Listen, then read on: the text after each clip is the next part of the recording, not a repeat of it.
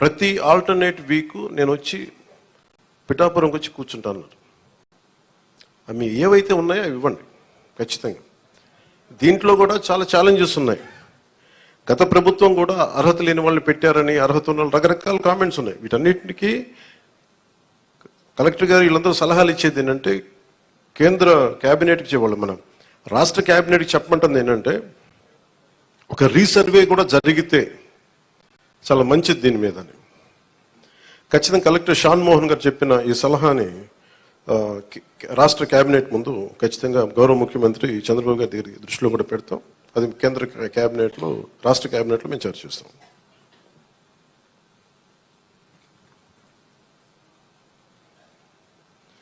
ప్రతి alternate week collector గారు ప్రత్యేకించి వచ్చి ఈ ఏమైతే ఈ సమస్యలు ఉన్నాయి, గ్రీవెన్సెస్ ఉన్నాయో ఆయన మాటిచ్చారు.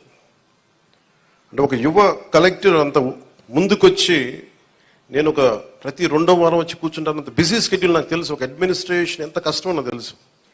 అలాంటి సమయంలో ఒక ఎవ్రీ ఆల్టర్నేట్ వచ్చి నేను ఇక్కడికి వచ్చి గ్రీవెన్సెస్ నేనే వ్యక్తిగతంగా చూస్తాను అన్నందుకు వారికి ప్రత్యేకంగా మోహన్ గారికి నా ప్రత్యేక కృతజ్ఞత. అలాగే చాలా సమస్యలు ఉన్నాయి. ఇప్పుడు ఉదాహరణకి మనకి 40% దాటితే తప్ప మనకి దివ్యాంగుల సర్టిఫికేట్ రాదు అనేది డాక్టర్లు అసెస్ చేయాలి. ఒకసారి 90% ఉంటుంది కానీ దాన్ని అసెస్ చేయరు. అందుకని ఇందాక మాట్లాడుతున్న సదరన్ సర్టిఫికేట్ నేను పదం అంటే, ఒక డాక్టర్ వచ్చి ఇది ఎంత శాతం మనకి ఈ వారి శరీరంలో పనిచేయట్లేదు, ఏ అవయవాలు పనిచేయట్లేదు ఒక నిర్ధారణకు రావడానికి దాదాపు కొంచెం ఆ సమయం తీసుకోవాలి. దీన్ని నడిపే నాయకత్వం కానీ వ్యవస్థ కానీ అన్నీ ఉన్నాయంటే ఉన్నాయి, కానీ నిర్వీర్యంగా ఉన్నాయి, కొంత జోష్తో పనిచేయట్లా.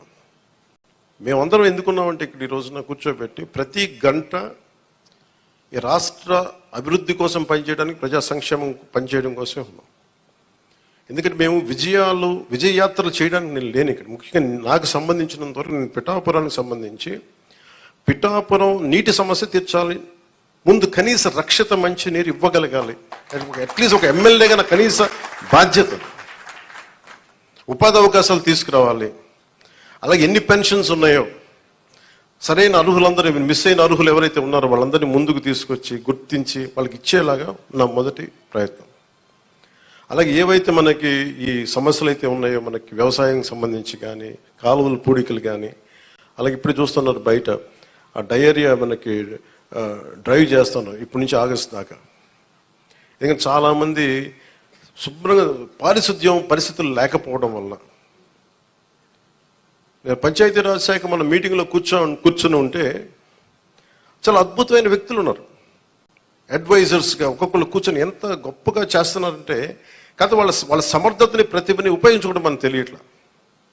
అందుకే నేనేం చెప్పానంటే, ముందు మన పిఠాపురం రాష్ట్రం మొత్తం అమలు చేయడానికంటే ముందే మన మండలాల్లో, మన కొత్తపల్లి ఉప్పాడ మండలం కానీ, మిగతా మనకి గొల్లప్రోలు మండలం కానీ, ఇక్కడ మనకున్న మండలాల్లో ఎక్కడో చోట కొన్ని పర్టికులర్ గ్రామాల పంచాయతీలను సెలెక్ట్ చేసి అసలు పారిశుద్ధపు సమస్య తీసేలాగా ఉండాలి. అది ఫస్ట్ నా ప్రయారిటీ. అది కనీసం రక్షిత మంచినీరు, కనీసం పారిశుద్ధ్య శుభ్రత ఉండేలాగా. సో ఆ ప్రయత్నంగా ముందు మేము అడుగులు ఇస్తాం. నేను చెప్పాను, ముందు విజయయాత్ర పెట్టమన్నారు రాగానే. నేను చెప్పాను, నాకు ఒక్క ప్రజల్ని ఇబ్బంది పెట్టే సమస్య కానీ, పని చేయాల్సిన పోలీస్ వ్యవస్థకి అదనంగా మళ్ళీ బందోబస్తు డ్యూటీ చేసి బరువు పెట్టే బాధ్యత కానీ పెట్టకండి. వాళ్ళు పని చేయాలి, వాళ్ళు ప్రజల కోసం పని చేయాలి. ఎంతసేపు కూర్చోబెట్టి మనం గత సంవత్సరాలుగా నలిగిపోయాం.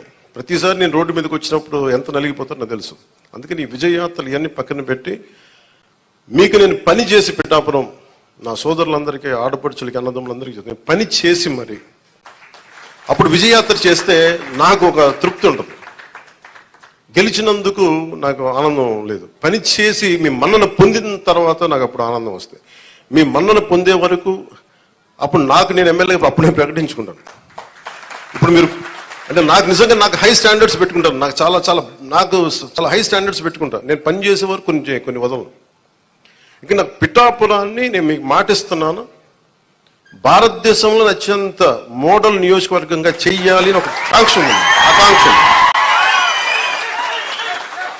ఎందుకంటే పెద్ద పెద్ద పరిశ్రమలు రావాలి, ఇక్కడ కాలుష్యం లేని పరిశ్రమలు ముఖ్యంగా రావాలి. అవన్నీ తీసుకురావాలి. ఇక్కడి నుంచి విదేశాలకు ఎవరికైనా ట్రైనింగ్ వెళ్ళాలంటే విదేశాలకు ఇక్కడ ట్రైనింగ్ ఇప్పించి రకరకాల వృత్తి కోర్సుల ద్వారా కొంతమంది పంపించాలి. ఇక్కడి నుంచి చాలా విభిన్నమైన ఎక్స్పర్ట్స్తో మాట్లాడుతాను, వాళ్ళందరికీ ఇక్కడికి రావాలి, తీసుకొస్తాను. అందుకే నేను ఈ రోజున కూడా చెప్పాను, ప్రజలకు అందుబాటులో ఉండండి. నా ఆఫీస్ కూడా చెప్పాను, ముందు నా సేఫ్టీ కోసం పోలీస్ మన సెక్యూరిటీ నామ్స్ ప్రకారం కంచె అవన్నీ తీసేసి ఉంచనివ్వండి, కానీ బట్ ప్రజల దగ్గరికి వచ్చేటప్పుడు మటుకు జస్ట్ ఎలాంటి అడ్డులు లేకుండా చూడండి. ఇదివరకు నేను జనవాణి కార్యక్రమం ఎలా చేశానో నాకు అంతే జనం అట్లాగే ఉండాలి. ఒకేసారి మీద పడితే కష్టం అవుతుంది, అంతమించి తప్ప నేను ఎప్పుడు మీకు అదే అందుబాటులో ఉంటాను, అలాగే ఉంటాను. అయితే నేను రాష్ట్రం మొత్తం చూడాలి కాబట్టి నాకు నేను మిమ్మల్ని కోరుకునేది ఏంటంటే, నా స్టాఫ్ ఉన్నారు, స్థానికంగా మన తెలుగుదేశం ఇన్ఛార్జ్ వర్మ గారు ఉన్నారు, కృష్ణరాజు గారు ఉన్నారు. ఇది ఒక్క పార్టీ ప్రభుత్వం కాదు, గుర్తుపెట్టుకుంది కూటమి ప్రభుత్వం, ఎన్డీఏ కూటమి ప్రభుత్వం. తెలుగుదేశం లీడ్ పార్ట్నర్గా జనసేన, భారతీయ జనతా పార్టీ కలిసి ఉన్న ఎన్డీఏ కూటమి ప్రభుత్వం. చంద్రబాబు గారి అపారమైన అనుభవం ఈ రాష్ట్రానికి చాలా అవసరం. నేను చాలా ప్రత్యేకించి చెప్పాను. ఈ రోజు నేను ఫస్ట్కి ఆయన పెన్షన్లు ఇవ్వడం నాకు ఎందుకు ఆనందం అనిపించిందంటే, ఈ ఫైనాన్స్ జగ్యులరీని, ఈ ఆర్థిక అస్తవ్యస్తల్ని ఆయనదైన అనుభవంతోనే దాన్ని తీసుకెళ్ళి, అందుకని మీకు ఫస్ట్ డే చెప్పిన రోజు పెన్షన్ ఇవ్వగలిగారంటే నెల రోజులు కూడా కాలేదు, అందరూ ఛార్జెస్ తీసుకొని. ఆయన అనుభవం వల్ల ఈ రోజున మీకు వెంటనే మీ చేతికి ఇలా వచ్చినాయి. అది కూడా ఆయన మాట చెప్పారు, 3 నెలలు ఆ ప్రభుత్వంది మీకు ఇస్తాం ఆ సమయంలోది. అలాగే కూర్చోబెట్టి ఒక 7,000 ఇవ్వడం కానీ, మీకు ముఖ్యంగా దివ్యాంగులకు 15,000, మీరు అడిగింది 10,000 ఆ రోజున మీరు అడిగారు, కానీ 15,000 ఇదేంటే మీరు ఒకళ్ళు కాదు, నాకు తెలుసు మందకృష్ణ మాదిక్ గారు ఎంత చేశారు నాకు తెలుసు. అది ఆయనకి నిజంగా ఈ సందర్భంగా ఆయనకి మనస్ఫూర్తిగా నేను ఆయన అభినందిస్తున్నాను.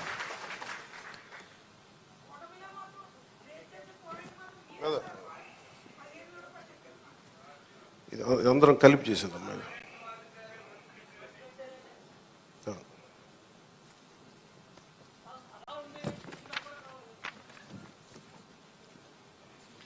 అంటే ఒకసారి మీరు అర్థం చేసుకోవాల్సింది, ఇది నేను రిపీటెడ్గా, నేను ఫస్ట్ ప్రభుత్వం బాధ్యత తీసుకున్న తర్వాత, ఉప ముఖ్యమంత్రి స్థానం తీసుకున్న తర్వాత నేను ఫస్ట్ నాకు భయం లేదు నాకు. ఎందుకంటే నేను 10 రూపాయలు డబ్బులు వెనక్కి వేసుకోవాలనో లేదంటే నాకు కొత్త పేరు రావాలనో నాకు నిజంగా లేదు. నాకు ప్రజల్లో చాలా సుస్థిరమైన స్థానం ఇచ్చారు. నేను ఒక నటుడిగా పూర్తి స్థాయిలో ఉన్నప్పుడు నాకు డబ్బు కొదలేదు. నాకు రాజకీయాలకి డబ్బుకి సంబంధం లేదు నాకు. సో డబ్బులతో నాకు రాజకీయాలు ముడిపడి, అందువల్ల నేను చేసేటప్పుడు మీకు మొత్తం సాయశక్తిలో పెట్టేస్తాను. మీరు చెప్పిన ప్రతి సమస్యకి పెడతాను. అదే డబ్బు అందరికీ ఏముంటుందంటే, ప్రభుత్వం రాగానే అన్ని సమస్యలు చిటికలో అయిపోతాయి.